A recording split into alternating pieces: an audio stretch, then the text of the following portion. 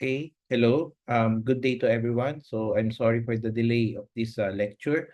Um, because I have a laryngitis the other day. So now that I have a better voice, and now we will discuss the first part, no, of clinical diagnosis. So we'll be dealing primarily on the SOAP format, but essentially we will also mention introductory concepts, the what defines clinical expertise, and will also explain the dual process of cognition, the cognitive strategies or the heuristics that are commonly used in diagnosis, and some cognitive errors as well.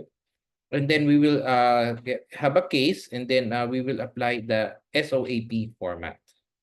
So when we talk about clinical expertise, there's no really measurable or well-defined meaning on what makes a physician a clinical expert. But there are minimum competencies that should be needed in order to become a competent physician.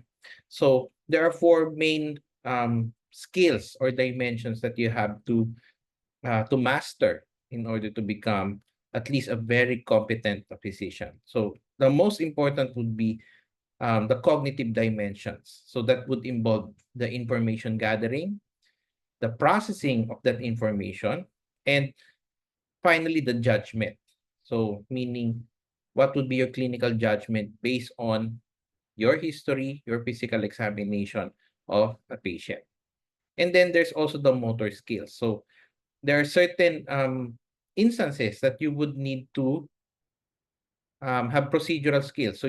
So in addition to physical examination, there will be some interventions that you will need, no, whether it's a diagnostic or a treatment modality, whether it's an invasive or a relatively non-invasive procedure.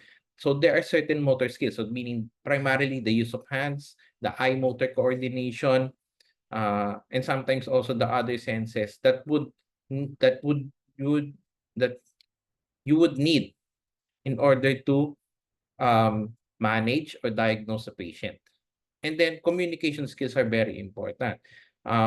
You might be able to have a good judgment, you might have good analytical thinking, but if you're not able to communicate or say it to the patient, there could be a miscommunication, and definitely it could affect the management and essentially the outcome of uh, the patient, or the desired outcome that we want, no, with regards to a case. And then finally, there's cooperative skills. So no man is an island. Definitely, no physician is an island. So now that medicine has become complicated, so while general practice is still an important or integral part, no, in the healthcare system, the ability to have coordination with not just other medical specialists, but also in the other allied medical professions as well. And also, this would also include not just a patient, but also the relatives of the patients, because especially in our culture, um, the care of an individual does not rest only on the patient himself or herself, but also it involves the family, the relatives, or even friends. So among this, okay, the most important aspect would be the cognitive part, which essentially is clinical reasoning. So this is the most important clinical action rather than the recommendation for testing or giving treatment or prescription. So because if you don't have a good grasp of clinical reasoning, if you're unable to have a sound clinical reasoning, it would translate into poor management. So you cannot request for the proper diagnostic test, and worse, you won't give the possible best treatment for that patient or possible treatment options for that individual. So clinical reasoning involves, again, integration of this information from multiple sources, whether history, physical examination, and even initial laboratory findings. You should be able to think critically and creatively. And finally, again, communication.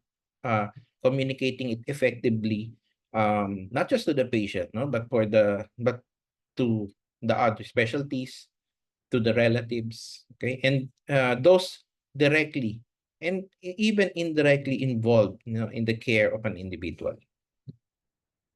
So when we do our thought process, no, in doing clinical reasoning, okay, or whether whether in whatever decisions that we make, okay, whether it's medical or non-medical in life, okay, there's this psychological phenomenon or theory that has been presented to, and this is the dual process theory. Okay, so again, I said this is a concept, no, from psychology, which describes how we think, no, when we reason through a patient's case.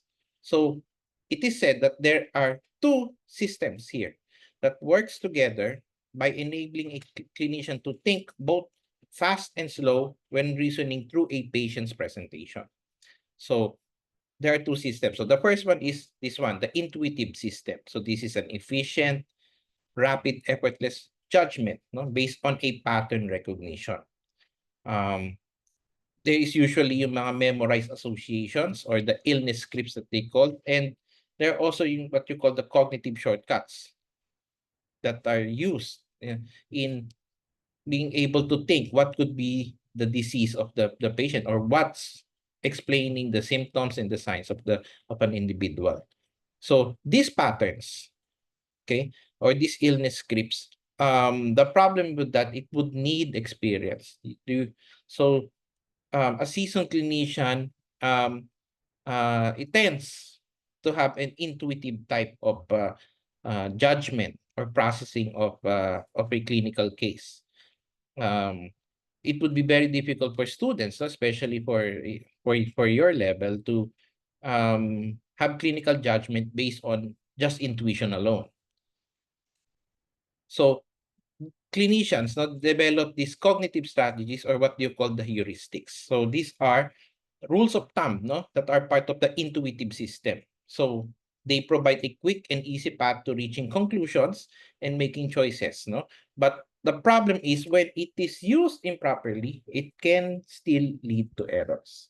So when diagnosing patients, so clinicians usually develop diagnostic hypotheses based on the similarity of patient symptoms, signs, and other clinical information to their mental representations or the memorized patterns of the disease possibilities. So clinicians pattern match, no, a particular features of the patient to identify the diagnoses that share the most similar findings to the patient at hand.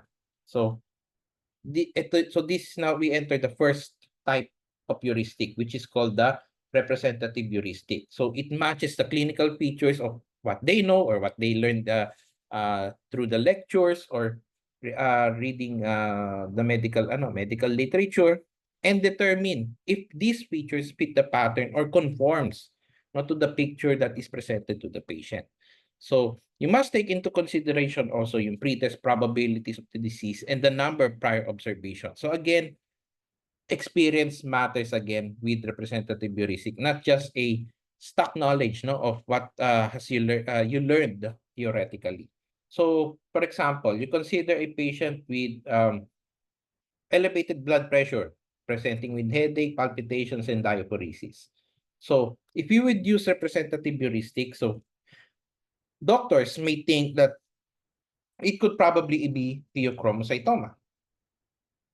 Doing so, you might be able to miss other possibilities of these symptoms or signs that I've mentioned, no? The hypertension, headache, palpitations, and diaphoresis.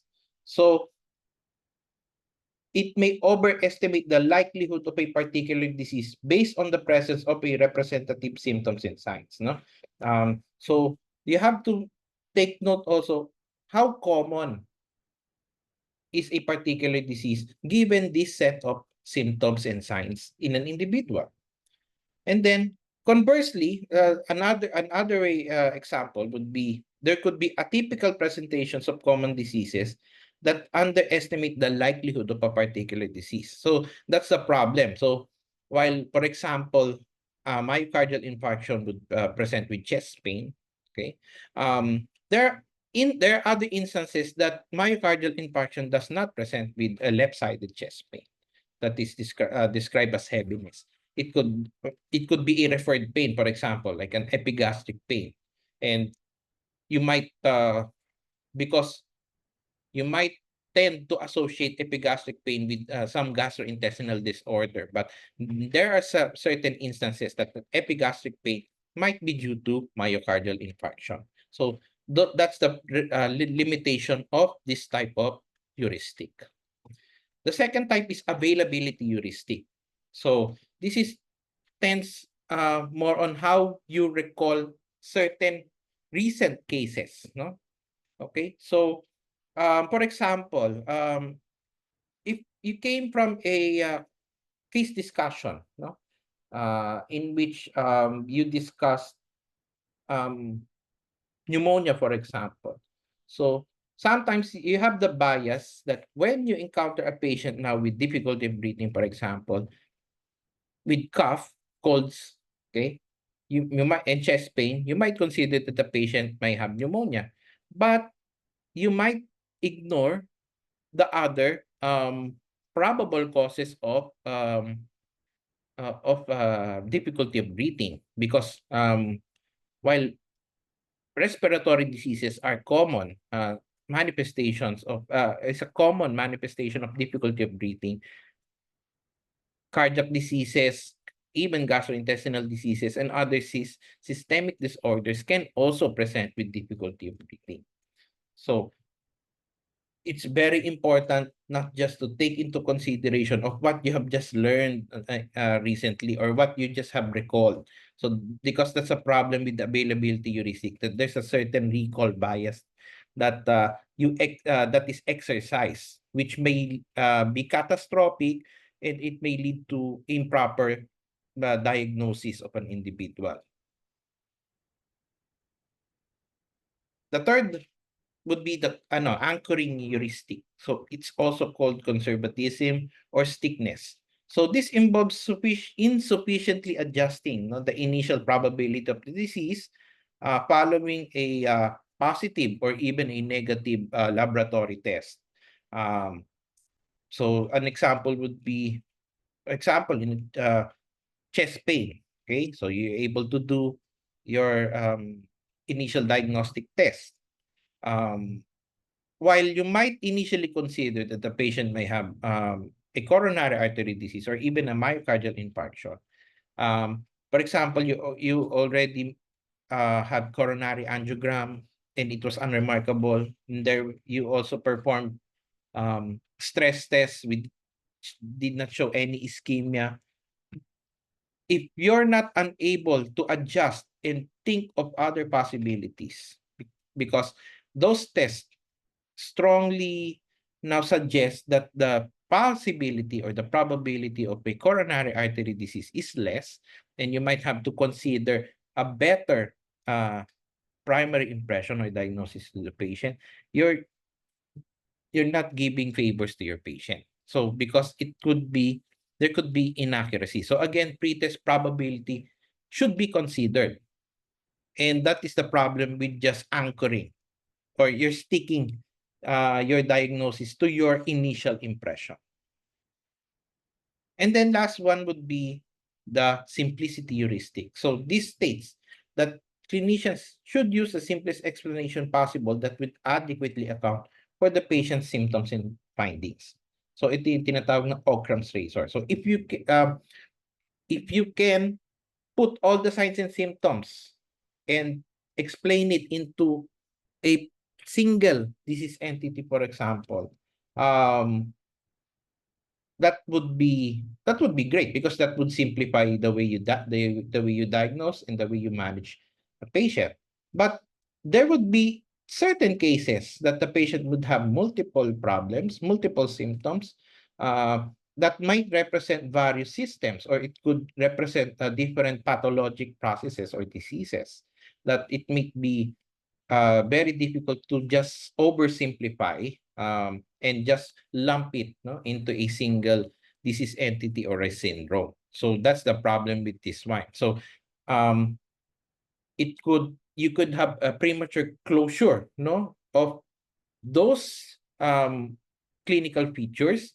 You neglect certain significant clinical findings, whether it's in the history, physical examination, or laboratories, that you might be able to miss managing it, and later on could cause, no, other problems, or worse, mortality or morbidity in the individual. So that is the intuitive system. The other one would be this one, the analytical cognitive process. This is a time-intensive and a very deliberate system of critically thinking diagnosis. So it involves the conscious, explicit application of an analytical approach to arrive at the correct diagnosis. So this is also called the hypothetical deductive model of reasoning. So they are used for complex or unfamiliar diagnostic problems. So based on the patient's stated reasons for seeking medical attention, so clinicians develop an initial list of diagnostic possibilities in hypothesis generation. During the history, when you gather it, okay? So the initial hypothesis evolved in diagnostic refinement as emerging information is tested against mental models of the diseases being considered, with the diagnosis increasing and decreasing in likelihood, or even being dropped from consideration as the working hypothesis of the moment. These models often generate additional questions that distinguish the diagnostic possibilities from one another. And then the focused physical examination contributes to further distinguishing the working hypothesis. So this would now be very important. So especially when you ask questions in your particularly in the history of present illness. So there are certain symptoms, no, depending on the patient's chief complaint, that you might need to ask first. There could be other factors that have contributed to the symptoms that you need to ask specifically to the patient, that the patient might not be aware that those are important factors or triggers. But for you, with that medical knowledge, is a very important information that you would need to determine its presence or its absence. So going back to the dual process theory, so now you have two systems. So what system is activated at a given time would depend on two factors. So the clinician's prior experience with the particular clinical presentation, and the ability to activate the appropriate illness script that sufficiently explains the patient's disease. Of course, medical students should still tend to use this analytical system more often than the first one, because you don't have sufficient clinical experience yet to accurately reason through a case, no, through a pattern recognition alone. Um, in uh, in contrast, no, the seasoned clinicians tend to use system one, unless they are triggered to use system two when the patient does not neatly match one of their stored illness script. So in reality, in the end, you should be able to balance now the rapid intuitive process and the analytical process when it's needed. So you shouldn't just rely on a single systemic thought process alone. So there are certain cases that intuitive, no, especially if you become full-fledged physicians, intuitive analysis could be sufficient. Intuitive process would be enough. But there will be instances, and I think it would be very important for you first to learn the analytical, or what you call the hypothetical deductive model of reasoning. So that would I would discuss further now this format on how to do a hypothetical deductive model of reasoning. And the one way to use and to organize your thoughts based on the clinical information would be the using of the SOAP format. So what is SOAP? So this is essentially an acronym for the subjective, objective, assessment, and the plan.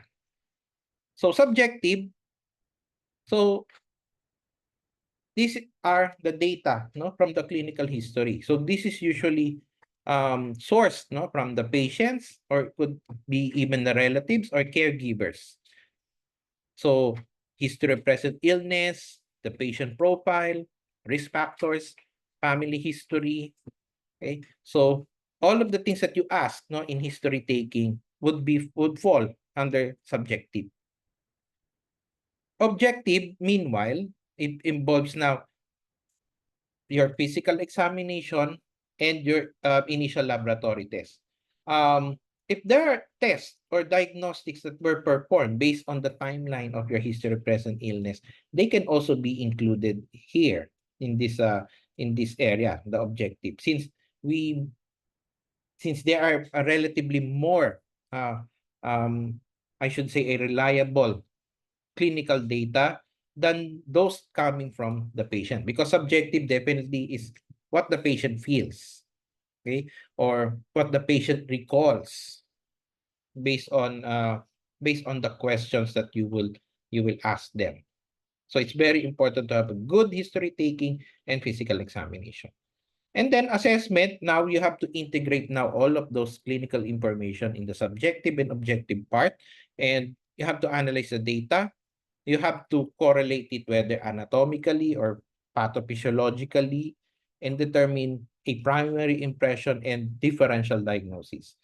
This is very important to look into other possibilities as well, so that you would avoid a tunnel vision, because what happens if um, as I mentioned, if further testing would disprove your initial impression.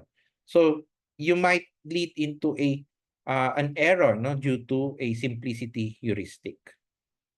And then now, based on your assessment, you would do your management and diagnosis. So you would do initial laboratory testing. You might need to do some imaging procedures for this patient to primarily prove your primary impression and totally rule out your differentials. But sometimes, as I mentioned, the differentials becomes now your primary impression or the final diagnosis for the patient. This would also include what would be your initial treatment, whether it's pharmacologic or non-pharmacologic. This could also include medical or even surgical or procedural interventions.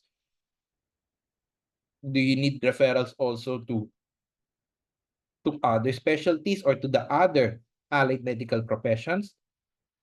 And if there are particular definitive management, no, that is targeted to resolve or cure, if that's the goal, no, of the uh, of the disease. So how we go about now with terms of clinical reasoning using the analytical model. So first would be based on your history and physical examination and probably initial laboratories, you have to identify the abnormal findings. So those are the pertinent positives that you have to take note first. But that doesn't mean that the normal laboratories or those with negative findings would be disregarded. They would be important later on when you're trying to weigh in now on the possible different types of possible diseases that you're thinking of in a particular patient. And then you have to localize findings anatomically. So it's a little bit commonsensical. Like for example, when there is epigastric pain, so you have to think first, what are the anatomical parts that are located in the epigastric area? So that could be the stomach, the pancreas, okay? But, okay, those symptoms could just not necessarily a manifestation of a direct organ in that directly located in that area, but it could be a referred pain or that could be a radiating area. As I mentioned earlier, epigastric pain can also be a atypical manifestation of myocardial infarction. So that would be, so you think of those directly anatomically located in that area where the symptom is presented, but you also have to think, no, at the back of your head also, what would be other diseases, no, or organs that might present as a referred um, area, no, representing that particular area of a particular symptom, like epigastric pain or other symptoms for a patient. And then after the anatomical diagnosis would be, you interpret now findings in terms of the process. What could be the pathological process that's happening to the patient? So you have clues, no, based on what would be your history and your physical examination.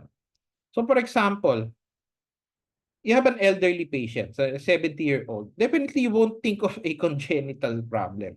But it would be different now if uh, you're dealing a case of a 1-year-old patient. So probably there could be a congenital problem there because um, the temporality, no, from the of the congenital diseases is usually at an early onset, no, it's not a very late onset, like those diseases does not appear uh at ano at an elderly age. Okay, neoplastic, for example. So usually neoplastic or those cancers, they would tend to have a chronic or the very least a subacute presentation. So for example, the symptom is just presented one day. So would you think of a neoplastic process? Definitely not. So those are some of the clues that you can think of that in order to think of the proper pathologic process that the patient might be experiencing. For example, in the patient, if the patient have elbow pain and the patient elbow pain of 3 days, and then the patient in your further questioning, you found out that 5 days prior to consult, the patient was in a basketball game and accidentally fell, no, on the ground and hit the left side of his body, for example. So you might still think of a possibility that the cause of the elbow pain might be traumatic naman in nature. Um, yung psychopathology, okay, or psychiatric illnesses, definitely they would be the last one that you would think of. Definitely you want to think first of an organic um, medical disorder, but for example, in your physical examination and further testing, if it is unremarkable, and you might look into other clues that would signify problems in terms of the thought process, behavior, mood of these individuals, then you might have to consider now a psychopathologic process that's causing the symptoms of an individual. And then after now that, so you already have an idea on what could be the anatomical or organ system that would be involved, and then what probable pathologic processes that the patient might have. Now you have to generate diagnostic hypotheses. So it determines the steps to be followed and provides testable predictions. So sometimes, no, if you would some doctors, no, especially mga seasoned clinicians, they don't follow the typical order of physical examination. Bakit yung ibang why the other clinicians, when they have physical examination or history taking, uh they are they can do it in minutes, whereas for a student you have to go all through the tedious process first, no, even if in your initial impression it might not be needed. It's because they have already because of one, their experience, two, they already have the knowledge based on going through the medical education and of course yung further training and further learning. So they have already generated and discarded diagnostic possibilities. So they already have a more intuitive, no, or quick learning thought process. So they go directly to the most important questions, the most important symptoms, and then they go directly to the important, no, physical examination maneuvers that they need to test. So that's why it's very important. But for a medical student, we have to go through the slow process, the analytical process of uh, asking all the details, all the clinical details in an individual, whether it's unremarkable, negative, or normal. That is still an important process that all of us has passed through, and definitely you as a medical student should also learn. And then a generation of diagnostic hypothesis is also influenced by the acuteness or severity of a diagnostic possibility. So, as I mentioned, no? So, for example, a symptom of fever of 1 day duration, which is acute, you would have this list of diagnostic possibilities or disease possibilities. It would be different, for example, if the patient already have fever of a month duration, because that's not already acute. That's more of chronic fever already. So there are the possible causes is entirely different from what you're expecting in symptoms that has presented acutely. Okay, and then in severity. So, for example, the patient has abdominal pain, but the patient walked to the clinic, okay, still a bit comfortable, and you were able to communicate, and the patient was able to talk freely, no, with regards to his or her concerns. It would be different now if the patient would have abdominal pain and the patient is seated on a wheelchair, crouched down, okay, and grimacing on pain. So it would be more severe. And then that would also trigger now a different cause, no? You would think of more of the severe or complicated types of diseases, or you would may think of other diseases, no? The medical emergencies that we call uh, as the cause of that particular symptom, no? In this case, the abdominal pain. And then after that, you have to do the further diagnostic test. So while your history and physical examination is important, now you have to now request for the blood test and other special procedures. So we will discuss further yung diagnostics in the second part next week. So we leave it at that first. And then again, diagnostic issues must be resolved first. So the clinical decision should be based on the probability of the disease in a particular clinical scenario. And again, the use of prior knowledge, experience, and clinical intuitions, no, in making these decisions. So as as a physician, definitely you would need to think to learn, no, to go through the process, go to further trainings, okay, um, in order for you to create a good clinical diagnosis for the patient.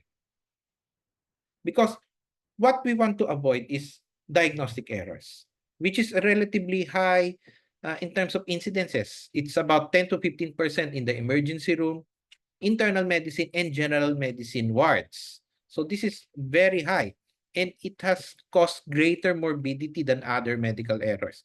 So, for example, medication error. So meaning the the medication that was given is not the right medication, for example, or the route in which the medication was given was uh, is incorrect. So, for example, instead of giving it orally, you gave it sublingually. So, diagnostic error causes greater morbidity, meaning you're aggravating the patient's health. Or worse, it could cause mortality in certain cases. So there could be root causes. No? So there are three. Sometimes diagnostic errors can happen at no fault. No? So as I mentioned, there could be some unusual presentations. So not just atypical, but unusual or rare presentations of diseases. So so these are the subjects of case reports, okay, clinico-pathological conferences. So while a particular disease presents with the typical signs and symptoms, remember, most of the signs and symptoms is not present in 100% of of cases, no, of a particular disease. Another possibility was that the patient might misinformation or might um, withhold certain information. Sometimes it could be a sensitive information that the patient initially hesitates, no, to share, even if you ask that particular question. So it's very important, no, particularly if you think sensitive questions, like for example, sexual history or even family dynamics would be very important as a clinical data. You have to explain to the patient that you need to ask these questions because you need to diagnose the patient properly, and it might be connected, no, to the patient's symptoms or medical problems. And then there are the system errors. So inadequate diagnostic support would be an example. So there in as much as we want to have a medical center to have the complete diagnostic facilities, not all hospitals are the same. So there will be hospitals that not all tests are available in a particular hospital. So for example, even in some of our small district hospitals here in Nueva Ecija doesn't have troponin. But we need troponin in diagnosing a particular type of acute coronary syndrome because that would spell the difference between an unstable angina versus a myocardial infarction. So so that would be very difficult for you as a physician to make that decision whether the patient is having a myocardial infarction because that test is not available. So it's either you would ask them, you would to transfer to another institution or tell get a blood test and then send it to uh, a hospital or a laboratory with that um, capable of doing the test. But there lies in another problem. That would cause delay now of the diagnosis because the result is not available or there is a delay in the availability of the result. And sometimes, in this case, an cardiac emergency such as myocardial infarction, time is of the essence, and any delays in the management would lead to complications. It may even lead to the mortality of an individual because of the potentially dangerous nature of the disease. But now, the most important error that we have to avoid would be the cognitive errors. So the errors in clinical reasoning. Okay? So that is the objective of this lecture. Eventually, with the series of lectures in the various medical disciplines and medical fields, and your further clinical exposure to different types of patients, we want physicians, no, not to commit this type of error because these are errors in clinical reasoning, and a good critical thinking skills would be very important for you to become good physicians. Again, I would again emphasize, no, history and physical examination remains the most important elements in clinical decision making. Even if with diagnostics, that would still be the two pillars of getting a good clinical decision, whatever case that you might encounter. So I gave you a case, so you have to read first before proceeding to this part. So I'll just give a sample of the SO80 format that I mentioned. So this was the 19-year-old male that has complained fever. So now, as I mentioned on the first part, you have to take note of the abnormal findings. So based on the case, no? So these are the subjective. So meaning, so these are the symptoms, no? Based on the history of present illness, past medical, um, the review of systems. So these are the abnormal findings. So fever, rashes, anorexia, generalized weakness, muscle pain, joint pains, and then the patient eventually develop epistaxis. And on review of systems, the patient develop palpitations. The patient also have there's a family history also that is present, but I just not placed here. No, I just emphasize first the symptoms, but you can include also um, those information as well.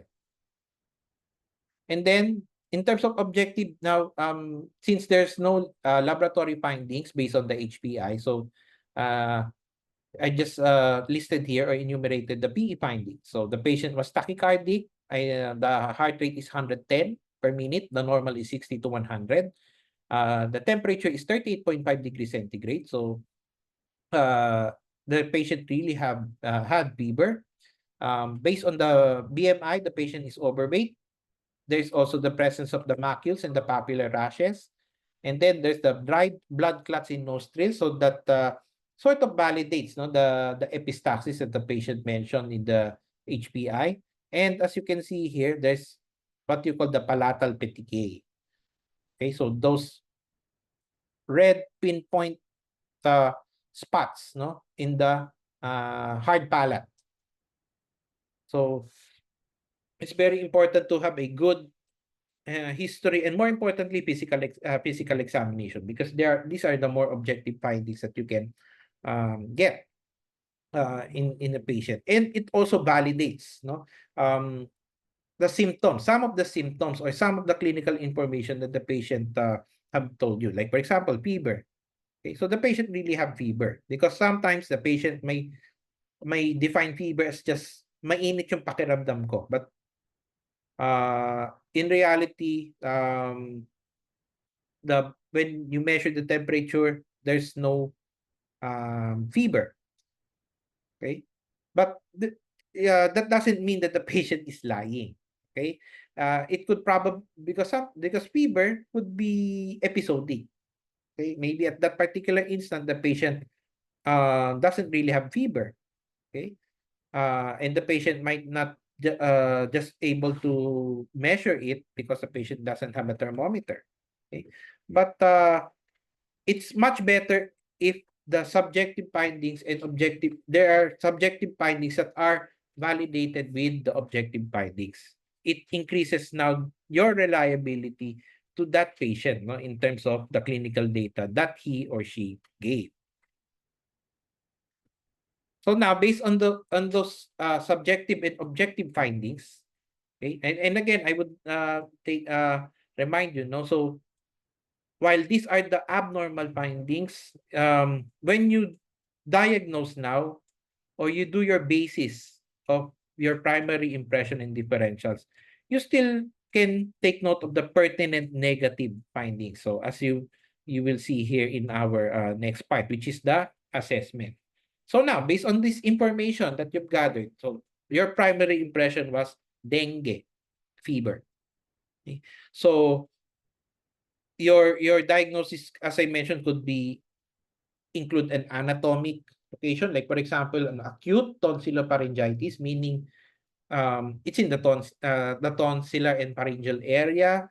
It could be acute pyelonephritis, meaning there is a infection in the kidneys, okay, or it could be fracture in the left femur. So it's usually a pathologic and then the anatomic, the minimum. Dengue, since it's a more systemic infection that is bloodstream in nature, so hindi nyo talaga nilalagay yung ano, no? The anatomic.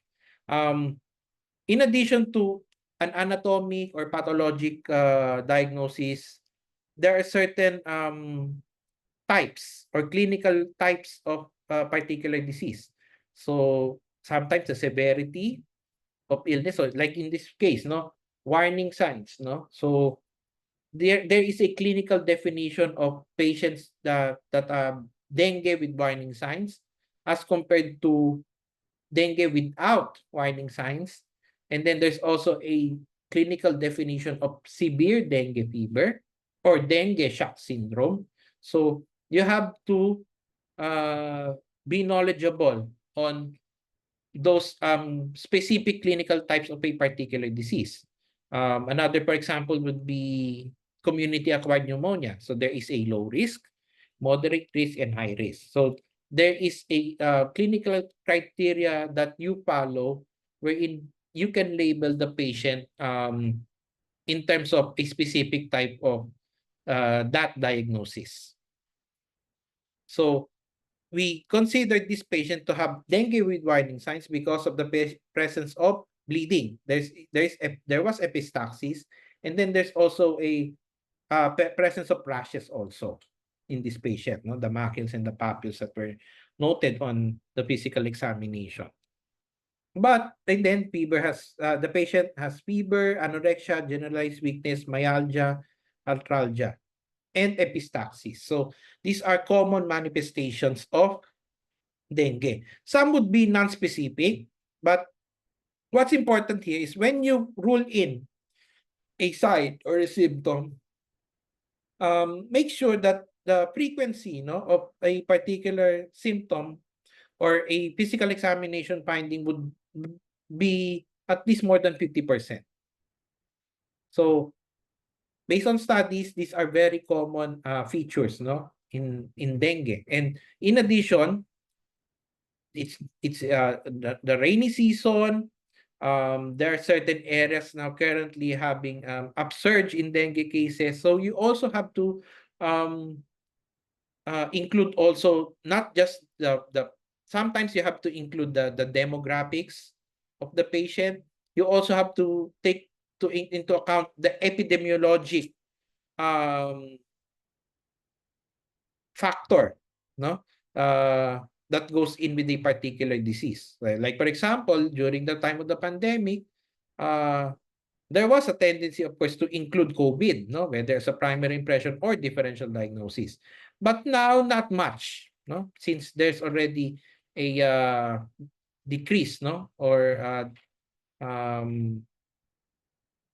what's this one? A low incidence of such cases in COVID. And then now you have to think of other differentials, no? So since this is more of a systemic illnesses and fever usually presents an infectious process. So personally, in this case, I thought of other infectious diseases as well. So the first one would be chikungunya. Essentially a similar mode of transmission, which is usually a mosquito borne disease that would also present with fever, anorexia, weakness, arthralgia, rashes, and it could also present with bleeding episodes such as epistaxis. However, the reason I considered less chikungunya would be myalgia is not a common manifestation of chikungunya in which the patient has myalgia. Conjunctivitis is not seen in this patient. So ito yung this is what I'm told you earlier, that negative findings could also be considered when you consider your primary impression or differentials. Since conjunctivitis is present in about 80%, no, of patients with chikungunya, which is a very common manifestation. And then the presence, chikungunya doesn't present with palatal petechiae. This patient has a palatal petechiae. It's only present in about less than 10% of cases. So it's still present, but it's not a common manifestation. And the palatal petechiae in this case is a very prominent feature in the physical examination. And then the second one would be measles. So again, the presence of these manifestations, no, rashes in the palatal petechiae. I ruled out because again, the measles does not present with bleeding. So the significant symptom in this patient would be epistaxis, and then there are dried blood clots in the nostrils. So the presence of epistaxis here is not a typical feature of measles. And then a prominent feature of measles would be the three C's, no? The cough, coryza, and conjunctivitis.